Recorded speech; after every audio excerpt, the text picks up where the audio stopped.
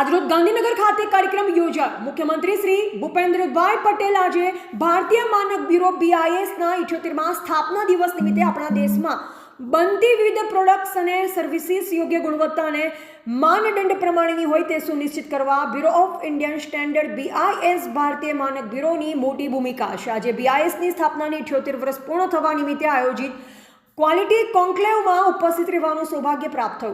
આજના અવસરે બાળકોને સ્ટાન્ડર્ડાઇઝેશન અને ક્વોલિટી અંગે સમજ આપતી કોમિક બુક્સનું વિમોચન કર્યું। BISએ શાળાના બાળકો માટે સ્ટાન્ડર્ડ્સ અંગેની ક્વિઝનું આયોજન કર્યું, જેમાં વિજેતા થયેલ શાળાના બાળકોને સન્માનિત કરી અભિનંદન પાઠવ્યા। બાળકોને યુવાનોમાં સ્ટાન્ડર્ડ્સ અને ગુણવત્તા અંગે જાગૃતિ આવે તેવા ઉદ્દેશ સાથે BISએ ઘણા ઇનોવેટિવ પ્રયાસો કર્યા છે। રાજ્યમાં 1200 જેટલી સ્ટાન્ડર્ડ્સ ક્લબ ઊભી કરવામાં આવી છે।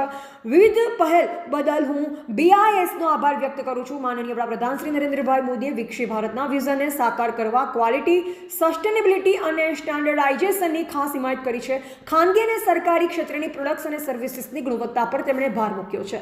એક સમય હતો જ્યારે ભારતની પ્રોડક્ટ્સ સબ સ્ટાન્ડર્ડ હોય તેવી ઇમેજ હતી, પરંતુ હવે મોદીજીના માર્ગદર્શનમાં ઝીરો ઇફેક્ટ ઝીરો ડિફેક્ટના મંત્ર સાથે આપણા દેશમાં વિશ્વ સાથે સ્પર્ધા કરી શકે અને સસ્ટેનેબિલિટીનો ખ્યાલ રાખે તેવી પ્રોડક્ટ્સ બનતી થઈ છે।